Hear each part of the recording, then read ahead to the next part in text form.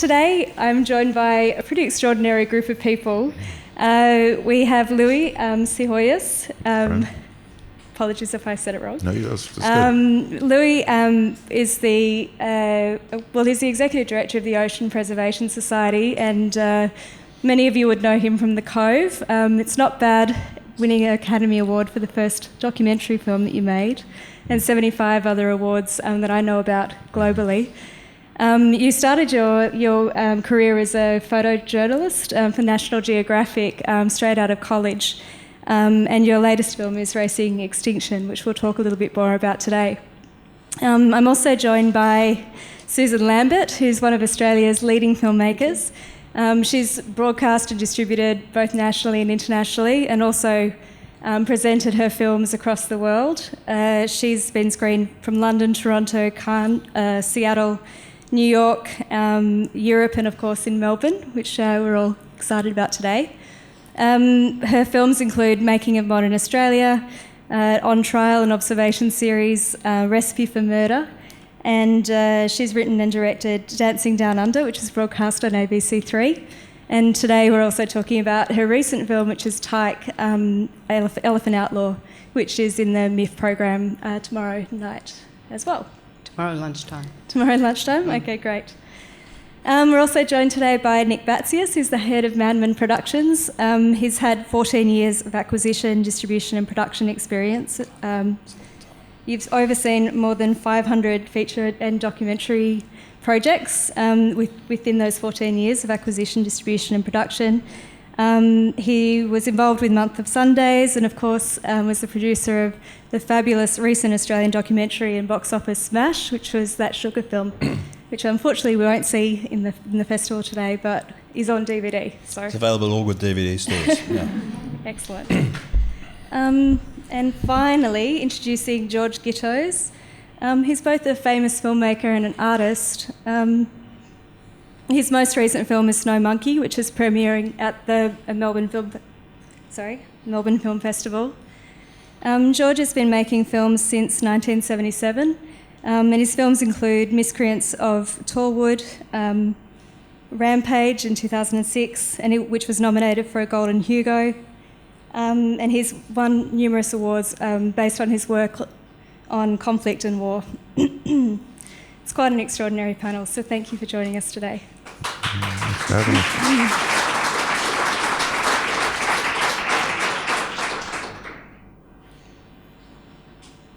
Louie, I thought we'd go to you first. Racing Extinction is about the epic loss of biodiversity, and it covers illegal trade to carbon emissions. You've made a statement that we're either activists or inactivists. I was just wondering if you could talk about your film, what inspired it, and what change you're hoping to see as a result of that film. Well, the film is it's about the sixth mass extinction on the planet. It's a pretty depressing topic, but I try to make it exciting, try to make it an adventure film. It's an eco-thriller. I did 4 stories on the Mesozoic for National Geographic magazine as a still photographer. A lot of my friends are paleontologists. I wrote a book about paleontology.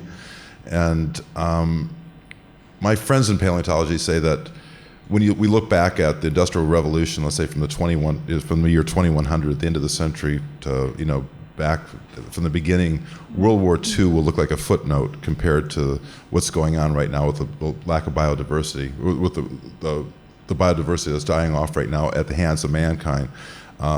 This new epoch is called the Anthropocene. It means the age of man, where we're set to lose about half the species on the planet by the end of the century. Like I said, I run an organization called the Oceanic Preservation Society.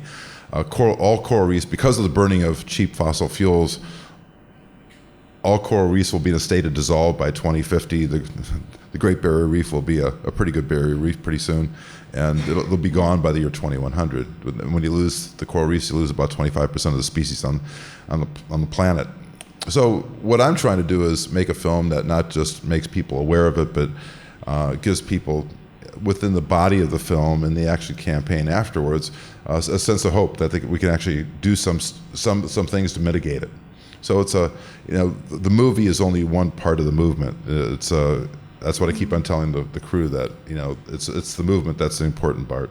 With the Cove, we're able to get about 1 million people on Facebook. It's, social media is really powerful for us. So with this film, we just want to scale it up. So we have a really robust impact campaign we've been working on for about 2 years, and the film comes out. It'll be on television and Discovery on December 2nd, and we're hoping to get a billion people to see it. They're releasing it across a lot of their network. They have like 2.4 billion potential customers to see this film. We want to get 1 billion people to see it on December 2nd when our leaders are at COP21 re-upping the Kyoto protocols. So it's really important that the timing is there and that we have a infrastructure in place so that a lot of people can see this film at the same time. Mm-hmm. Could you talk a little bit more about the partnerships that came on board to accompany the film's release and the sort of activities that you've said the films are a part of?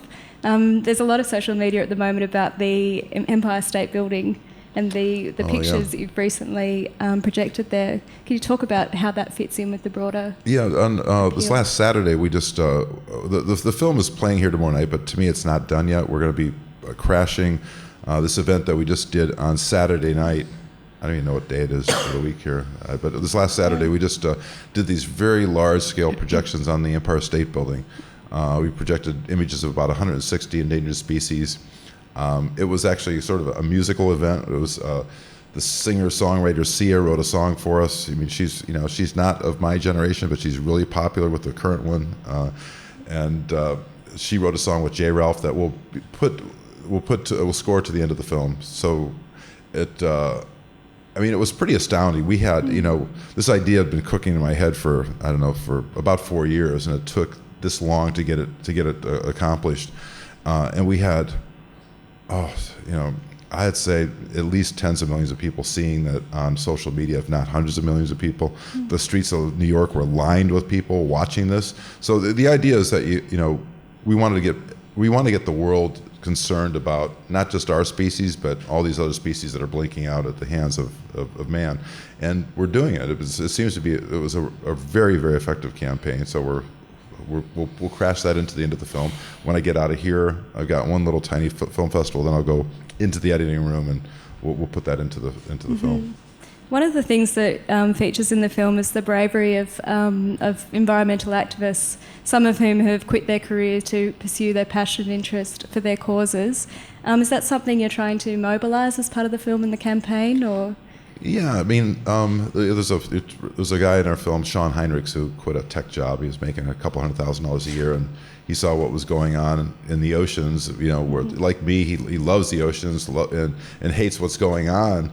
And he's decided that it wasn't about just him protecting his family anymore with his income. It was like he said he thought he had to try to do something to expand his reach. And what he's doing is he's taking villages where, let's say, they're killing sharks off by the thousands, like in Isla Mujeres in Mexico, and actually making it a shark watching village. And so the shark hunters make far more money now taking tourists out than they did hunting sharks. Now we're in the course of this film, you see, if you ever dove with manta rays, they're the most beautiful creature in the underwater by far. They're just it's like a B-1 bomber, has balletic characteristics. They're incredible. But the biggest country in the world for killing them off are the gills, which is they use for a Chinese sort of folklore for this, supposed to cure cancer. Of course, it doesn't. But they're decimating them in Indonesia. In the course of this film, you see that he takes that country and turns it into the largest marine sanctuary in the world for manta rays. So you see, at the heart of the film is that one person can make a difference. That's the cool part, because everybody thinks, okay, I'm just one person. It's a mass extinction. What can I do? And you see this one guy doing amazing things. Mm-hmm. Susan, it seems a good moment to go to you. You've co-directed and co-produced Tyke Elephant Outlaw with Stephen Moore. Your film talks about man's attempt to have mastery over nature in some way, with the story of Tyke, the opening scene being the elephant actually taking to the streets in order to gain independence from the circus. Could you talk a little bit more about what inspired you to make that film and what you were hoping to see as a result? we were really interested in looking at our relationship to other species. We set out not to make an animal rights film. We set out to make a film that explored one elephant's journey. Stefan was the one who found this story of Tyke, and those of you who've seen it probably, I can tell it very briefly that she went to Hawaii. She'd been a rebellious elephant. She went on a rampage in the circus in Hawaii. She killed her trainer, and she went out into the main street of Honolulu, and she was shot with 87 bullets by the police. When we heard about Tyke's story, and this is 20 years ago, we were very engaged with the idea of looking at this one elephant, to look at her life. We like to make films where we follow character, and in the course of researching it, we found that Tyke really did have a very special character, and that she was perhaps symbolic of a story that we wanted to tell that didn't take a pro or an anti-animal rights position, but in fact looked at the grey area between, that looked at our relationship to training elephants or training animals, and to understanding the kind of changes that can happen in the course of that. As a result, we found that the circus industry, which we in Australia had thought, is dying, is in fact very vibrant in the US, very vibrant in Europe, and very, very vibrant in Asia. So there is still a very active industry in using wild animals for wild performing animals. Tyke's story took us to many places, but every single situation that we went to, the person who we interviewed had to know Tyke or have a direct relationship to Tyke. She was our main character the whole way through. And as a result, I think what we're able to do with the film is to explore that area that people who perhaps within an industry that actually does abuse wild animals for entertainment, for greed, within that industry, there's a lot of people who still have a great love and care for those animals, but perhaps are now themselves becoming of an old world, if you like. So we also, in the course of the film, look at the changes in consciousness in 20 years since the Honolulu incident, which was very first animal rights activists, so 21 years now. So the film actually, through archive and through Tyke's story, also looks at how things have changed and are changing. And as a result, similar to what Louie was saying, the social media response and our audience response to the film has been very, very strong, and the film has been picked up, right around the world. So although it was never meant to be an animal rights film, we are now in a situation where, because of the film and because of Tyke, it's like Tyke's journey's been a long one, but her story has actually reignited, I think, a very deep concern for wild animals being used for our entertainment and in the circus industry and other industries around the world. You've mentioned the circus industry, and it comes through in the historic footage and some of the interviews that you have within the film. Could you talk a little bit more about the tactics that the industry has used in order to try and quash resistance to their industry? Well, I can talk personally that we opened the film we were invited to the Sarasota Film Festival, which is not one of the big film festivals in the world, but we decided to go there because that is the heart of Ringling Brothers, which is, you might know, is still a very big circus, or the biggest circus in the US. So, and there's a lot of history there about the circus, and a lot of circus people live in that area. And so we decided to take the film there to open the film in North America. The first screening we had, there was a lot of demonstrations of support for the film, but the second screening, everybody had mobilised against the film. And so there was some big demonstrations out the front. There were police. We had to have security. And in the actual screening, although people were very quiet at the end of the screening, there was a lot of aggression towards us and to our main character, who is an African-American trainer who knew Tyke, was her last trainer before she was killed in Honolulu. So, we witnessed firsthand this incredible resistance to change of what is becoming, hopefully, an old industry. I will say that Ringland Brothers have said that in 3 years, goodness knows why 3 years, but they're going to retire their 100 elephants. So we wait to see that. But, yeah. Nick, in your own way, in the sugar film,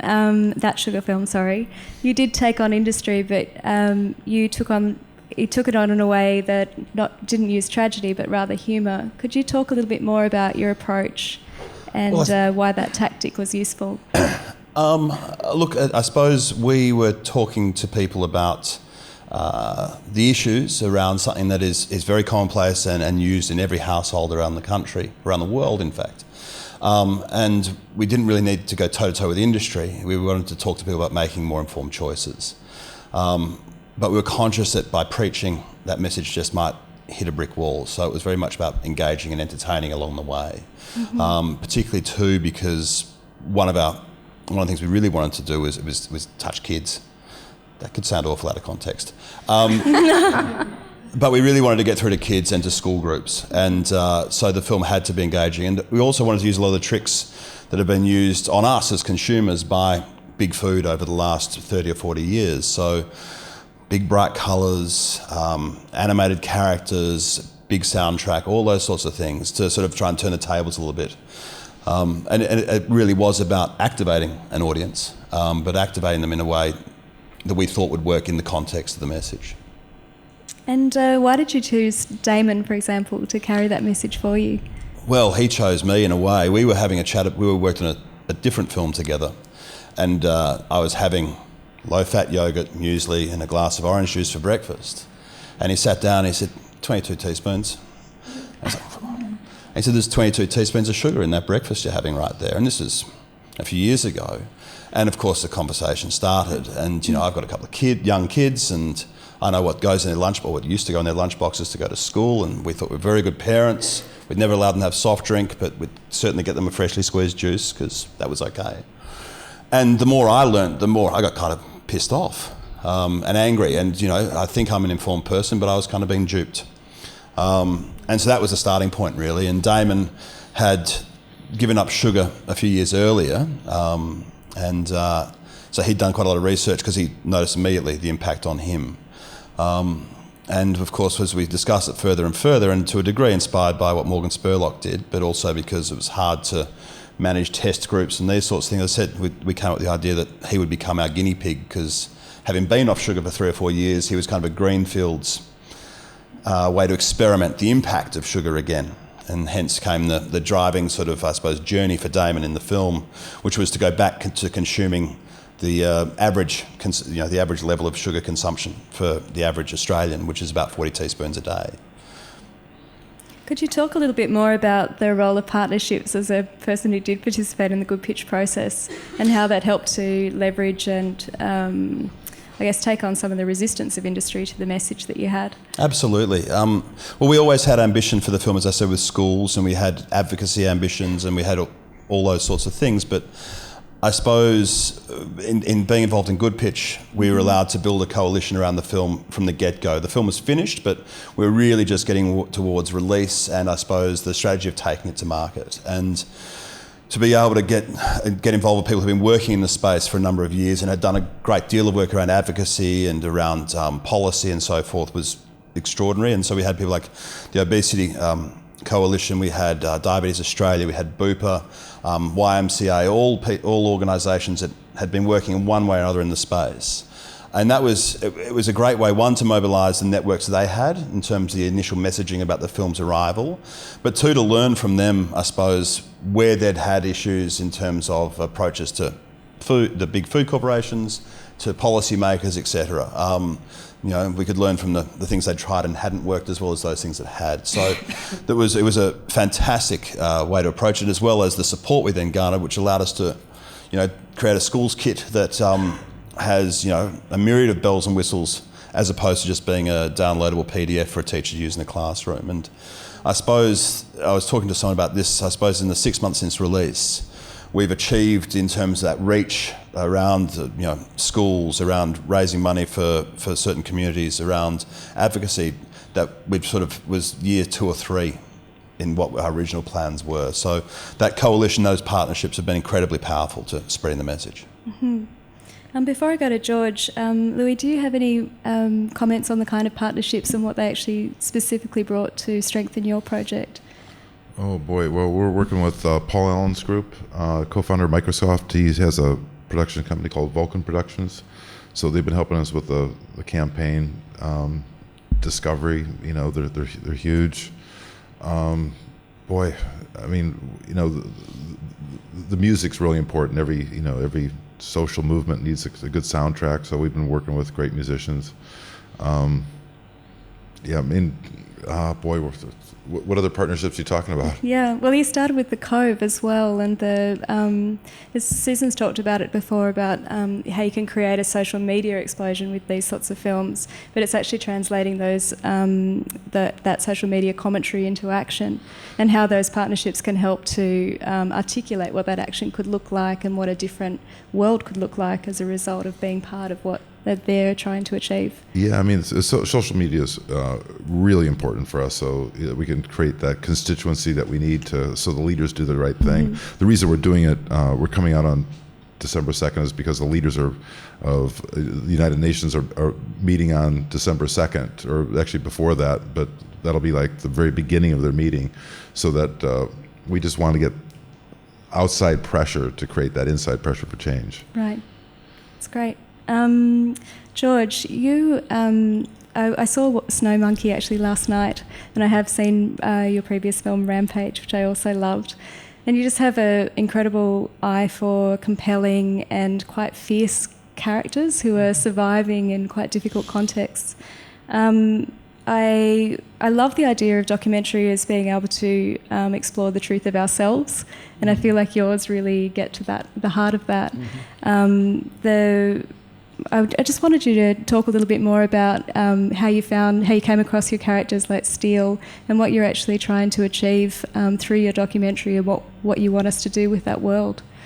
Yeah, before I do though, I've got to say this guy's the biggest hero of my daughter. I got an email this morning that Naomi's going out to with photographers. She's a free diver, and she's going to dive with manta rays and crocodiles and great white sharks, and apologise for what humanity's done to the creatures of the sea. And she says, "Dad, you've got to give up doing what you do and do what Louie does, sell the house, buy a boat, and get out there with me and fight for the sea." So congratulations, Louie. I love what you're doing. What I've covered just about every war since Vietnam, and humanity's not going to evolve until we stop doing war. And war's just getting crazier and crazier. And what I've found is I've brought back photographs like the ones I did in Rwanda of, I was at the Kabaya massacre, I saw heads come off, and no impact on our politicians, an incredible UN cover-up. And while I believe in the role of art to show things like the Melbourne Film Festival and how it can inspire people, I found that the only satisfying change that I can make happen, like for example in Rwanda, if I hadn't saved babies and gotten them to a Mother Teresa orphanage, I don't think I could have lived with the experiences that I had. And being in Jalalabad now, we've got the Yellow House, and really we're creating a foundation, and we're hoping that the Yellow House is already a great model for how you can send artists to a place, and soldiers would laugh at this, but I'd probably run the Yellow House on about $100,000 a year, which is money gained from selling my art, which I've created at the Yellow House. And yet it cost Australian taxpayers $1 million per soldier that was in Afghanistan per year.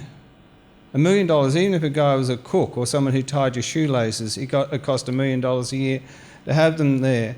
And I read the book by Mark Donaldson, our first VC winner, and these guys are trained not to know the people. You know, the fortresses that they're in are walled.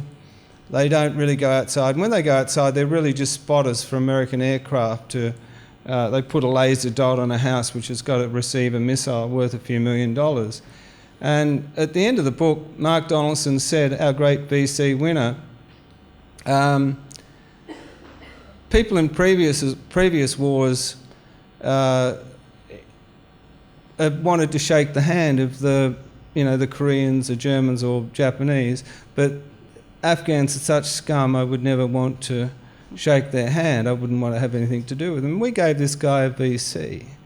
And I remember that Christmas, people were going around, big, tough, rugby-playing type men had come in and they walk into a Christmas function, they say, here, you've got to read this book, it's a great read, and it'd be Mark Donaldson's book. Recently, I was in the offices of the Chief of Army in Canberra at Russell offices. I don't think they wanted me there, but I was the guy who took the photograph of Jonathan Church carrying the kid in Rwanda, and they decided to create an award for ethical soldiers. I thought, this is good. So they made a statue.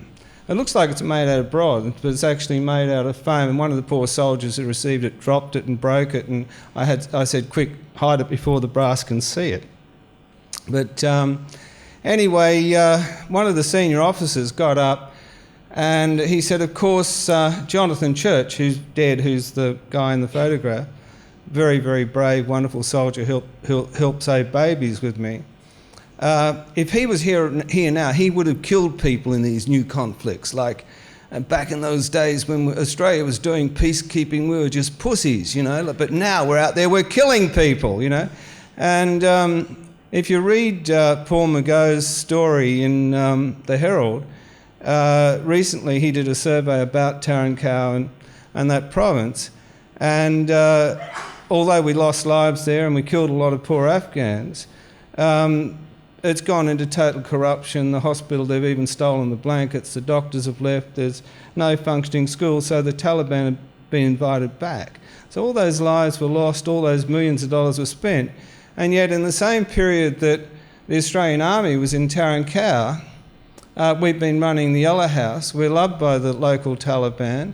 And we've provided help. We're going back in 10 days. Helen, who's in the front row, here's organising the women's workshops. We're teaching women to make films, do radio and communicate. And at the Yellow House, we've got Maulana Haqqani, who's one of the most wanted people by the Americans. He'll come around to the Yellow House and we'll say, hey, Maulana, we've got Humara, who's sitting in the next election for the Women's Party. We want you to talk to her. Now, if a bunch of American soldiers went there with machine guns and pointed them, he'd take out his AK and fight rather than go and talk to Humara. But he can come and have a cup of tea with her at the Yellow House. And so as I said, we've been careful not to receive any funding from people like the State Department, because if we did, people would find out and it would risk the lives of everyone there. And we've got Wakar here in the audience. He's a Pashtun from the tribal belt. And we tried to bring most of the principal people from the Yellow House to Australia to experience our culture. And they're going back. And it's just going from strength to strength to strength. And people say to me, but George, how can you make a film like Snow Monkey? I mean, if you look at it, I'm out in the street every day with my camera, I'm down on the ground, I'm totally exposed, everyone knows that I'm an Australian. And Jalalabad is the city where bin Laden lived. He had his place 4 blocks away from the Yellow House. If they want to kill me, I'm there. They know where I am. I'm very accessible. And it's the same with Helen, but we're bringing art. So if you look at Snow Monkey, it was pretty scary. The first day the Taliban came to the Yellow House, we didn't know whether we were going to be killed or not. You can see Helen in the bedroom taking out her handgun because she'd rather shoot herself than be raped and beheaded. And that was totally unnecessary. The Milano sat down, I was very nervous, and he said, we've heard all about you. And I thought my heart dropped. You've heard all about us. And he said, yes, we know that you're doing good work and you're helping the community. And now his two older sons are coming to the Yellow House to learn editing. And, you know, this is the way you can bring change slowly. The thing that I'm most proud of in the film is that we discovered that the Wahhabist influence that came in from Saudi Arabia that got rid of film and music and everything else, it's dying now. And the kids have never been told stories, you know, so mainly we're making films featuring women, we're making children's films, but we're not taking on just the rich kids of like the Taliban leader. And so the Ice Cream Boys in our movies are now making movies, and the most graphic and horrendous footage in our film wasn't shot by me or Waqar, it was shot by Zabi, the 13-year-old, when the bomb goes off in our film outside Kabul Bank. It's the most horrific. I've got to apologise for this. It reminds me of your shark fin footage on the roof, but it's human beings. I've got to apologise for that, but it's in there because Zabi says, this is why I've realised I've had to learn film, why I was drawn to the Yellow House, because if I can use a camera, I can show to the world what's happening to my people. And for me, that's just the most wonderful thing. This kid who is illiterate, we've gotten him to school, and now he's got a mission to show the world what's happening to his people. You actually won the Sydney Peace Prize. Yeah, thank you. Thank you. You were awarded the 2015 Sydney Peace Prize precisely because you have taken, you've had the courage to document places that are in conflict, and continue to fascinate you until that you're able to tell those stories.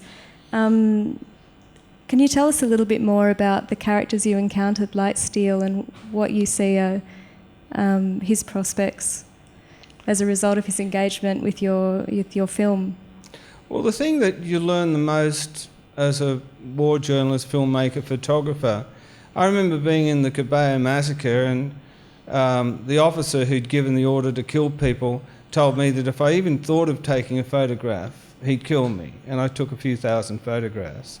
And so the guy was sent over to kill me, and as he's walking over, I'm thinking, how am I going to get out of this? And I noticed this guy had a beautifully made jacket for all of his bullets and things. So when he got up to me, he said, "You've been taking photographs." And I said, "No, I haven't. Haven't taken a single photograph. But forget about that. Who made your jacket?" And he said, "Oh, my mother-in-law made it back in Kigali." And I said, "Oh, yeah, well, I've got to get one of those. Give me her number." Now, you're not going to kill the bloke that wants to buy your mother-in-law's, product. And that's how it's always been. And so with Steele, Steele's the little gangster in our movie. He stole the ice cream carts of our boys, and how this whole movie started actually was we had a problem in that we couldn't distribute women's movies with female subjects because women are not allowed in the video stores and the men just want the action movies. And I suddenly had this brainwave when we got the ice cream kids in, and I said, how about, as well as selling ice cream, just sell our movies, you see? So they go along with these terrible tunes, and women can come out to the back fence and they can buy the movies over the fence. So it's really effective. But then one day the boys came in crying because the bad kids, the gangs, had stolen their carts. And these kids, it's like a franchise. They have to rent their carts, and if they lose them, they've got to pay the money back. So I went out, and that's how I found Steele. And it's a wonderful moment in the film where I go to get the carts back, but I offer him a role in the movie. Now, what I knew is that the biggest, meanest, most charismatic gangster in Jalalabad is Najib, who's a particular mate of mine. And all these kids look up to him. So I said, we're not going to pay you for the carts, but we're going to give you a role in a movie. And at that point, he recognised Amir Shah, who's a local movie star, and he wants to be in a movie. And we take him over to Najib's place, and it's the first time he's allowed up onto the roof of Najib's. And now, that's it. It's offering him art. So now he wants to make films. He doesn't want to be a gangster, and he was controlling organised crime in the whole city at a certain level and bringing misery to everyone. Now he wants to bring entertainment. And he's a great little mate. He's a great little kid. And he's a genius. For a kid this big, he's controlling 18-year-olds at twice his height. He's kind of like, the X-Men movie where those supernatural kids that have got all sorts of abilities. Just look at the way he does somersault after somersault in our movie. The most funny scene in the movie is Amir Shah does these action things, and he's got a black belt in karate. And the kids have all seen him taking out 20 or 30 people in one of these movies, completely unrealistically. And I got pretty perverse. I said, how about we have a one-on-one Amir Shah between you and Steele? And Steele took him out, on camera.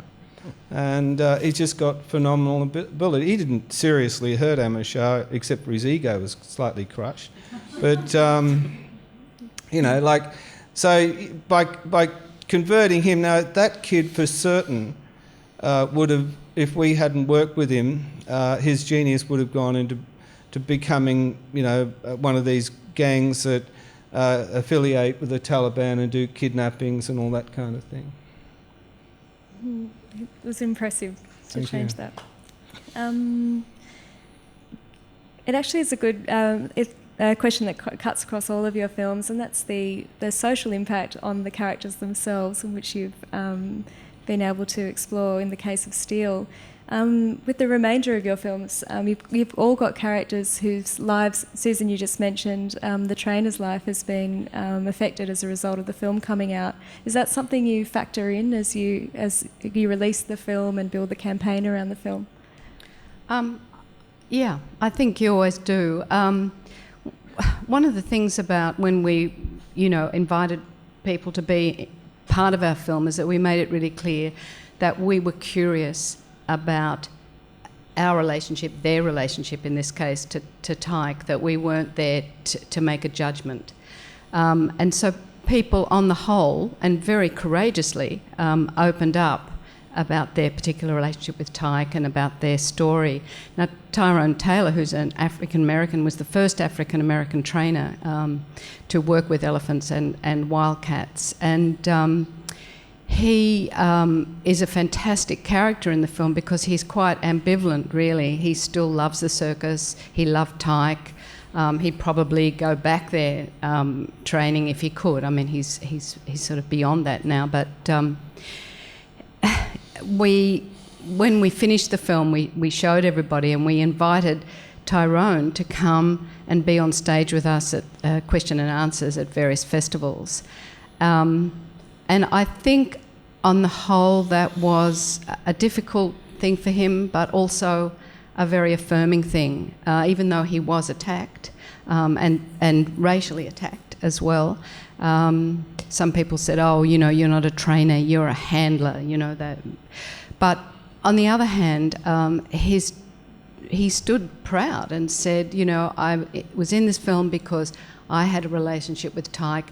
The film is about Tyke. It's about her journey, and I feel proud of, of my involvement in it. So, we were a bit concerned because other people who have stood by the film have either been part of, say, PAWS, which is an animal or welfare organisation, or have been pro-circus. So, but for Tyrone, it was a very personal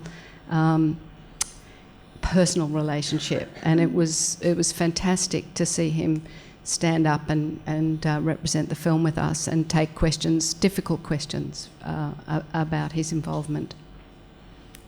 Over to you, Louie. How has the film actually changed the lives of the campaigners that feature in your film?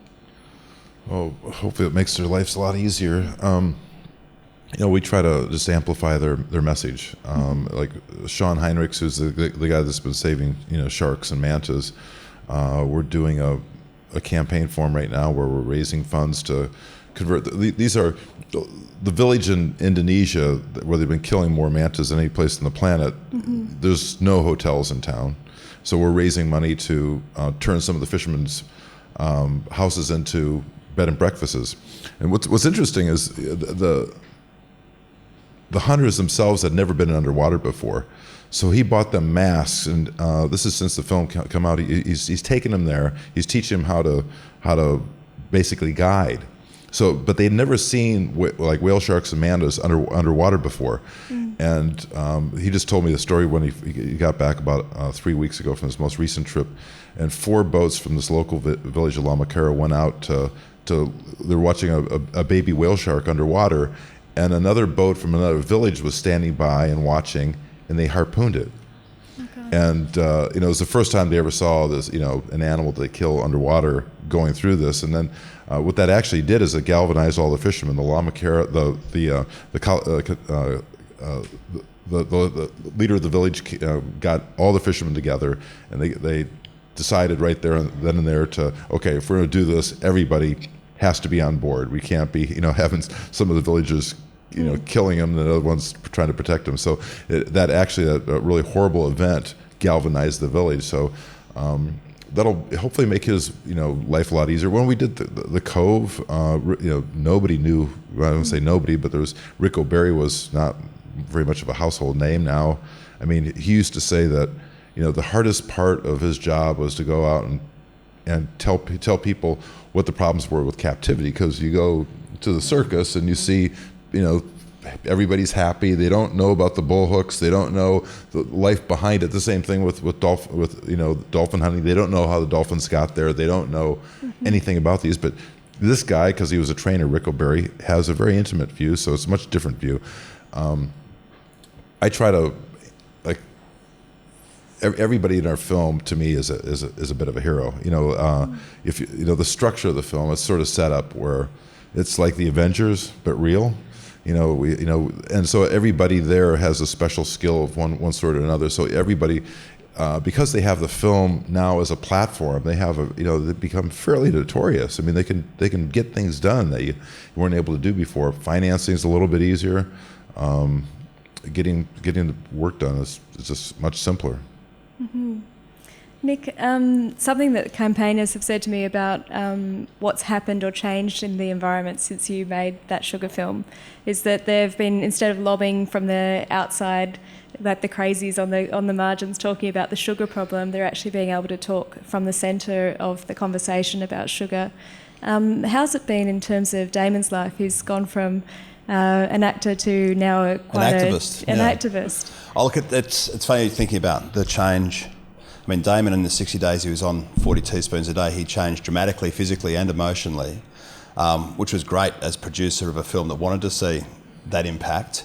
But interestingly, one of the doctors we had monitoring Damon, because we had to have a duty of care, was a pathologist, Dr. Ken Sakaris, and he was so alarmed by the results that Damon was showing, he quit sugar, and is now a lighter, better sleeping human being as a result. And he'd been working in blood for 40 years. But in terms of the impact of Damon, he's currently in the US. The film opened there on the weekend, but he's, I suppose, been a bit of a lightning rod, as you say, for a lot of people who have been seen as sort of crazies or extremists with extreme views around the subject. And so certainly there's been a great amount of discussion that these people have been working at for years. And we've been able to, I suppose, harness that and help them harness the awareness, I suppose, at a grassroots level. And with so many people having seen the film and continue to see the film, I suppose, advocacy comes a lot easier when there are votes in it.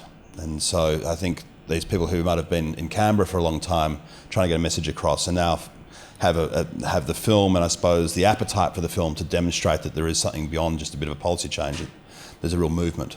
And I'll add too that films, certainly our film, is going to be part of the campaign. There's several laws being changed. There's a law going through, hopefully in California, to ban bull hooks, and in Hawaii, the governor looks like he's going to support a law not to import wild animals for entertainment, which would be an incredible precedent in the United States, because then it would lead on to hopefully other states.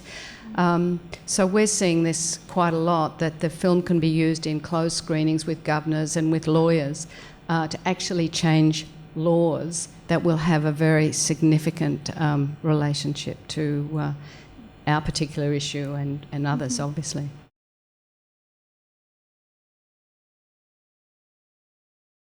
You know, we're a very small documentary film production, and I have to say that I spend probably, every second day pulling down links to our film, because we would like it to stay in distribution where we can see some return. We invested all our fees into the film. We've worked on the film for 5 years.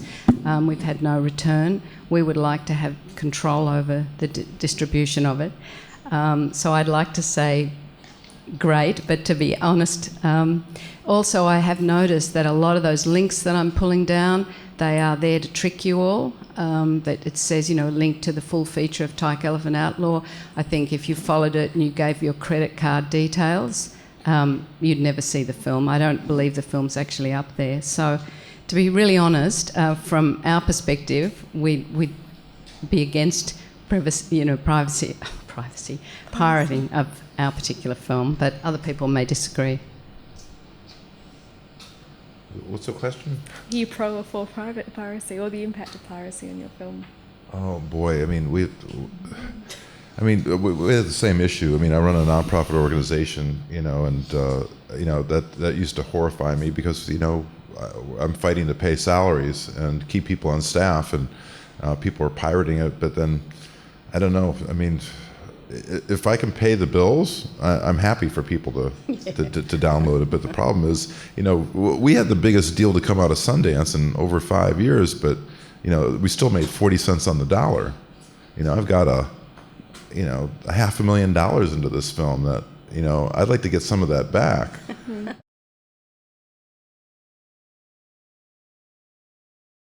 I was a photographer for 20 years, and I worked at National Geographic. I had a pretty big audience when I did films, or when I did work there. But I call films a weapon of mass construction.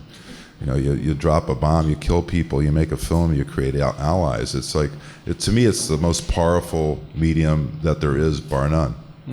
I mean, people aren't reading books. I mean, just ask some kids what the last book they read is. It's like it's the weapon of choice. It's weaponized art. It's interesting though, because I have to explain to people a lot that documentary filmmaking is an applied art. It's not a high fine art, and the difference is, in a high fine art, someone can do stuff that's so difficult to get and understand that you'd only have a very, very small audience, and you find that in contemporary galleries. Like, there are these video artists, and they're doing the same sort of work as us, but it might be, I don't know, someone riding a BMX bike behind a car. I think an artist did that. And I've got a friend who runs a big film festival. I took him to a modern art biennale recently, and it was all video art by artists. And he said, this is like going to a really, really bad film festival. And, there's some things in my film where I wouldn't mind taking out and putting it in a loop. So I've got our film we've got a season of films at the Museum of Contemporary Art in Sydney. And it's taken them a long while to get it. Like, when Soundtrack to War came out, they put it in a show called, what was it called? Interesting Times. And they had Soundtrack to War on a flat screen TV in between paintings. And it's a 90-minute film. People expected to stand there, there's no chair, and watch this film as if it's an art object. And really, I think that they need to start putting big cinemas like they've got in the Museum of Modern Art in art galleries, and accepting that artists can create. And so a lot of the work that Louie does is like extremely contemporary modern art. The projections on the buildings, that's reaching a huge number of people in New York. And to me, that's much more interesting than Sean Gladwell doing a push bike behind a car. I don't get it. I really don't get that kind of stuff. But as an artist, I'm a painter and photographer, filmmaker, theatre artist, performance artist, all of this stuff. And I find that where one medium will cover something, if you're dealing with a subject which is really, really important, you need to cover it in different ways. Like, I was at the Red Mosque in Islamabad, and this is for Miscreants. It's one of the last scenes in Miscreants, and a bunch of Al-Qaeda guys who were prepared to fight to death in the mosque, they were tricked into coming out of the building because they got guys to dress up like Al-Qaeda and say, we know the way out. And as soon as they got out, they were surrounded by weapons, and they had the belts pulled out of their pants, they had sacks put over their heads, and the humiliation had begun. And I think that's one of the best bits of cinematography of my life. But I had this terribly hollow feeling that, no. Because what I was looking at them being humiliated, but I was putting myself inside their heads, and I knew that those guys were thinking, we're on our way to Guantanamo Bay or worse places. We're about to be waterboarded. This degradation is just the beginning. And so I had to find other ways. I immediately did drawings. I've done a big painting called The Blindfolded Leading the Blindfolded. And doing the painting helped me inform the film and made that scene work better in the film. And I'm still struggling with that. And like the extreme experience of being at the Kabaya massacre in Rwanda, when I came out of Rwanda in 1995 or 6 or whenever it was, we didn't know about post-traumatic stress. I probably had an extreme dose of post-traumatic stress, but we didn't know what it was. And I'm still processing Rwanda. I probably needed help. And I'm still doing images, trying to get over what I saw and experienced there. And film's not enough. I covered it really well with film, but film is not enough. So it's great to have all of these different mediums and you can experience something 20 years ago and come back to it, like this wonderful film about Tyke. That was like 20 years ago, wasn't it? 20 years ago, yeah. And probably because it's on, they've been able to capture the spirit of this creature just wonderfully. Maybe you couldn't have done it then. I hope that helps. I'd like to add to that. I think my answer to that is story. To me, that film allows you a way to go with the story, to be taken on that journey. And in relation to the Tyke incident, the power, we were fortunate enough to find archive, and I think the usage of archive in film, telling story, is incredibly powerful. That's not to say that it's not powerful in other situations, but I think film allows you to go with it, to move through it in the way that the filmmakers are asking you to do. I think also the audience, it understands the language of cinema, increasingly so in terms of the way content's being consumed. So if it's a more broad-based media than many of the other disciplines that George has touched on. They all are great in conveying messages in different ways and to different parts of the audience, but certainly I can only speak for our film really in this context, but we were unashamedly trying to get the message out as widely as possible. And certainly the film and the way we made it, we thought was the best way to do that. And again, we were talking to a segment of the audience that are consuming films with the same bells and whistles and bright colours and soundtrack as this all the time. So it was the simplest way to convey that message to them. Is it appropriate for every single message trying to convey? Perhaps not, but it is certainly a very broad-based one. It is, a weaponized form of art. But it's also show business, and to do a really good documentary that works for people, you've got to make it entertaining. And a lot of documentary makers don't realise that. There's such great purists, and they're so impassioned about what they're doing. They think it's indecent to realise it is a branch of show business. You have to engage. You have to engage an audience, otherwise why would we bother? you know, and that's an engagement in the heart or in the humour or whatever it is that you decide is the best way to tell your story. Sometimes it brings tears, sometimes it makes you angry, sometimes it makes you laugh. But if you don't engage, then try something else, I'd say. When we're cutting a film, I got this great editor, Nick Myers. We reached that point where we've got to lose 20 minutes or half an hour or whatever. And like with Miscreants of Tullywood, we had a whole lot. I was there when Benazir Bhutto was killed. But the film wasn't about Benazir Bhutto. And we just decided to drop all the Benazir Bhutto stuff, but not lose any of the gags. Like when we had the first screening the other night of the movie, the first time we got everyone in the cinema laughing, I knew I was in a comfortable area. You got to keep people laughing, you know, and you can sustain them with a bit of humour. Humour is just so damned important, you know. And it's something like Louie's a master of, like he's saying, his movies like The Avengers, you know. It's sort of it's got all these elements of drama, and it's changing and it's cut, and you never it's never allowed to get they're like boring. thrillers, aren't they? Yeah, and you know, and the other thing with film is that you're only as good as your next film. You know, that you may have made a great film last time, but if the next one's a piece of garbage, then you know you've finished. It's a pretty deadly game, and so quite often you've got to reinvent yourself from film to film.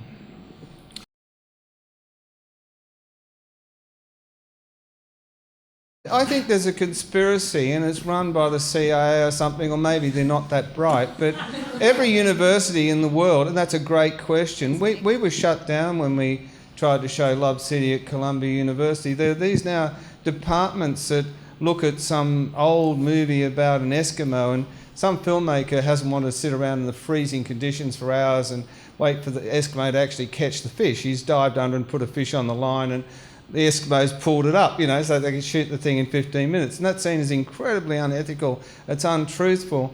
And, you know, we've got a circus in Jalalabad, and we do exactly what you do, so I admire what you do.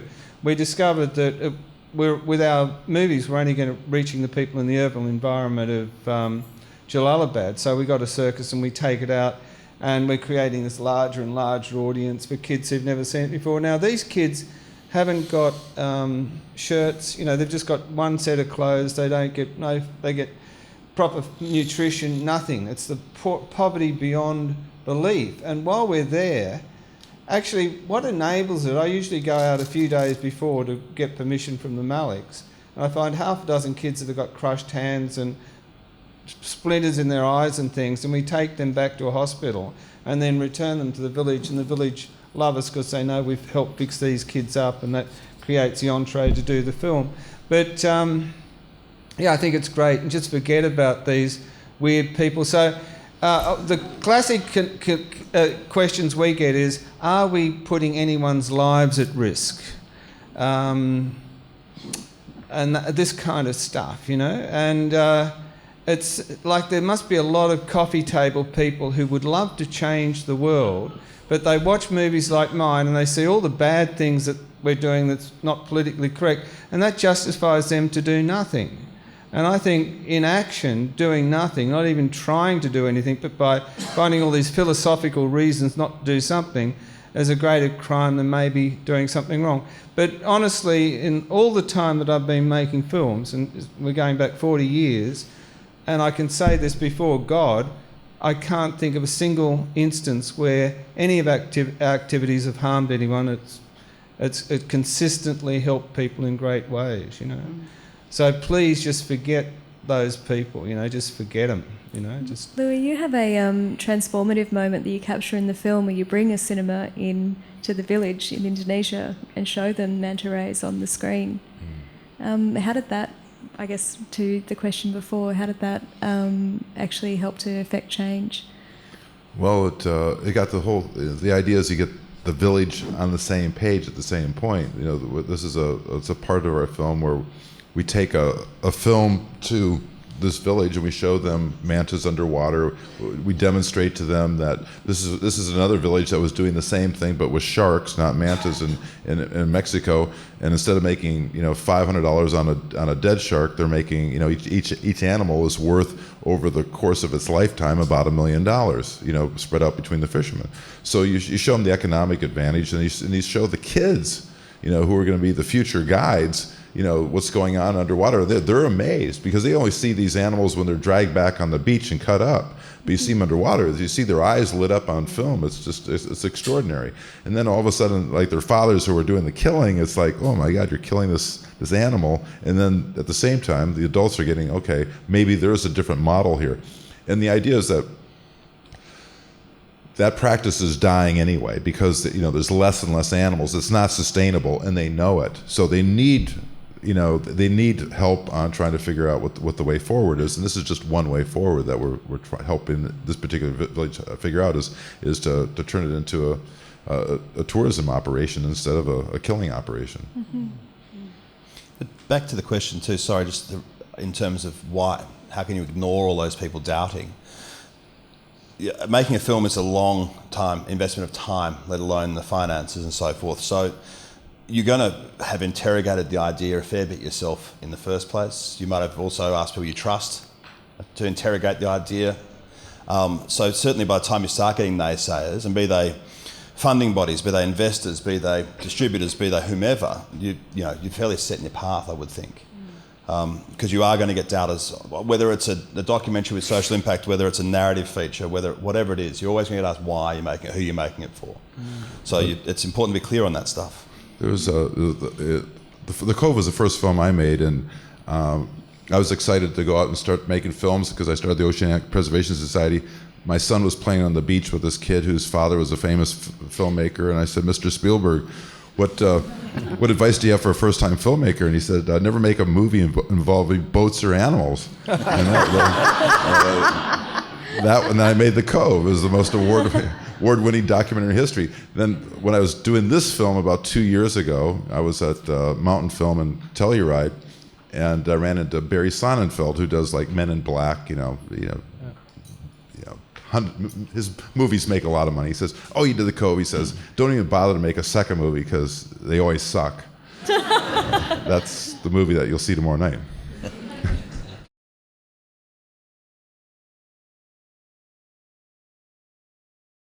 Well, I mean, the simplest changes, the most damaging cause for a mass extinction event is the raising of feed or raising of animals that we're in turn going to eat. That's the habitat destruction because of what we eat is by far and away the greatest factor. So, I mean, if you want to save the planet, get onto a plant-based diet. That's as soon as possible. I mean, because we have 7.5 billion people on the planet eating meat. If you want to have any kind of wildlife at all, something like 95% of the rainforests that are cut down in Brazil are cut down for grazing land for cattle. In the United States, the water shortage over in California, something like over half the water is being used for alfalfa that we're importing to feed Chinese cows. It's like it's insanity what we're doing. We did The Cove on the other thing is getting off of fossil fuels, the most destructive thing ever on the planet. This cheap energy is acidifying the oceans. I run the Oceanic Preservation Society. At the rate of acidification, we're not going to have coral reefs by mid-century. That to me is a big tragedy. But the solutions are all upgrades. The reason we did the Empire State Building was because Tony Malkin, the guy that is the CEO of the company that owns it, he recently greened it. You have this old iconic building that was leaky windows, horrible. People hated working there. What he did is he spent $500 million on a refit. About $20-some million of it went to greening it. He put Mylar between the double pane windows so that the person in the corner office is not just the most comfortable person, that everybody's comfortable. People like to go there and work there. They come to work earlier, they stay later. He's been able to triple the rents because of it.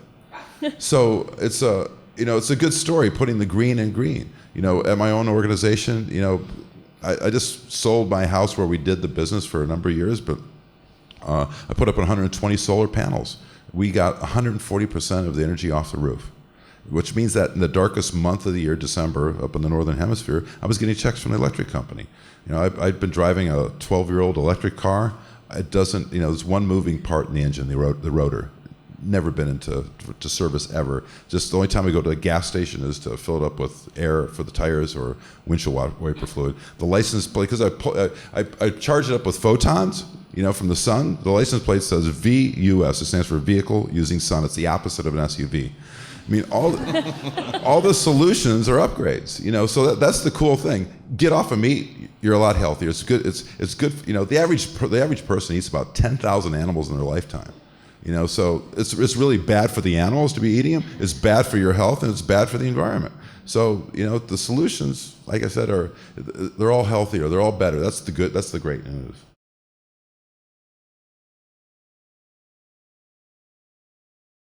It's an excellent question. It's there are certain metrics around the money a film makes, and they can be measured whether it's box office, whether it's the amount of DVDs that are sold or downloads that are paid for.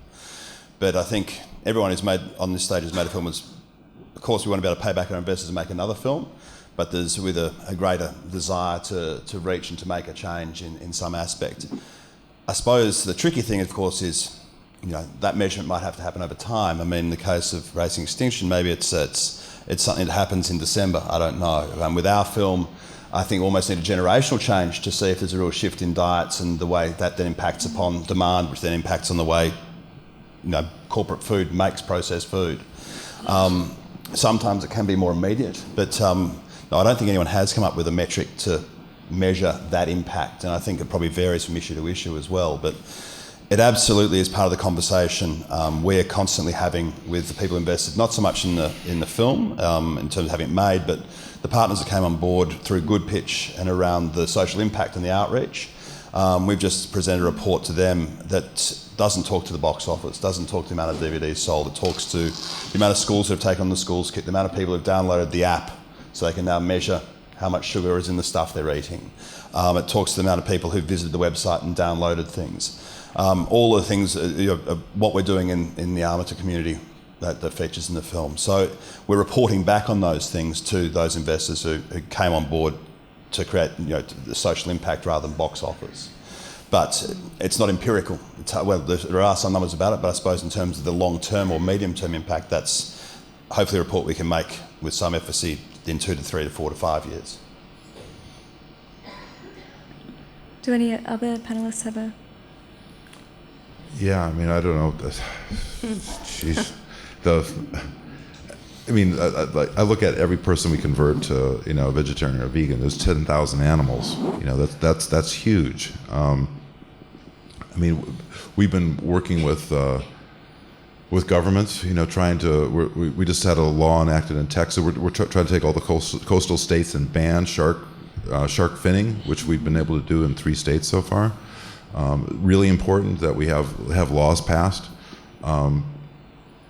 But to me, it's just a matter of it's a numbers game. To create the tipping point that we need to create the massive change, you don't need 51% of the people. You need 10 to 16%. Malcolm Gladwell wrote the book Tipping Point. He says if you don't reach 16%, well, might as well go home.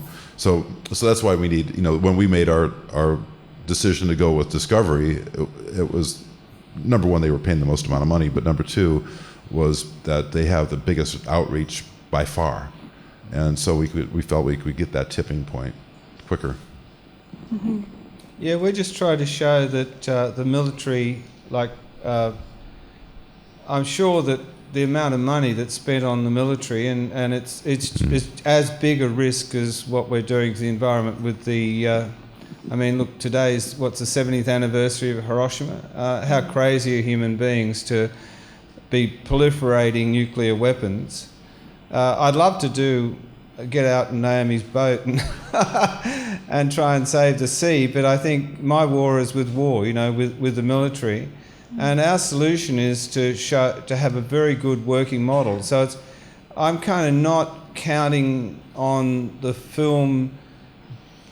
It may do great things, but what I'm trying to do is create this model that shows that creative people can go into a situation with a very small amount of money and make a massive social difference in a country like Afghanistan. We'd like to create something like Doctors Without Borders, but it's Artists Without Borders, to take creative solutions to places like Syria and Baghdad, and I'm sure we will. You know, I've worked in all of these places in my life, and you know, not long ago, the Australian Embassy got information from the CIA or someone that Helen and I were going to be kidnapped, and they put tremendous pressure on us to leave Jalalabad. And I wrote an email to them saying, look, you know, this is the year of the Anzac. We're all, you know, sort of saying what great warriors these Anzacs were that, you know, ran out of the trenches in Gallipoli, and we're glorifying that. But hey, what about being a brave pacifist, you know? And I think it's very important for particularly young people around the world to know that they don't have the macho desire to get out there with guns and, you know, have that adventure. The problem with the young Anzacs, they're a whole generation who just wanted to get out of the boredom of rural Australia and go off and do war. They didn't really want to get killed or shoot or hurt anyone. They just wanted adventure. But I think it's very, very inspiring for young people to know that we've got a model where creative people can go into a war zone where the armies have failed and make a huge difference. And so that's kind of like our war on war. I don't really gauge the success of the film. The film's kind of like a byproduct of the other stuff we're doing. But if in my lifetime we can get this Artists Without Borders thing working, and we can be sending creative people, communicators to war zones instead of soldiers, then I'll die very happily. And I'd just like to add that the social media is very powerful. Like, take, for example, what's just happened with Cecil the lion being killed. And, you know, now, just overnight, Delta Airlines and United are no longer taking dead hunted animals back or carrying them. I'd just like to add, like in 2004, I made a film called The Good, the Bad and the Ugg Boot, which was a big fight here to maintain the trademark of Ugg Boot, both here and in the United States. And I think had we had social media then, the outcome, although it was positive for Australia, not in the US, it would have made a huge difference. So, you know, I'm pretty inspired actually by the power of people really, you know, making their feelings felt, and how fast that is happening compared to what it used to happen before in campaigns that all of us probably have been involved in.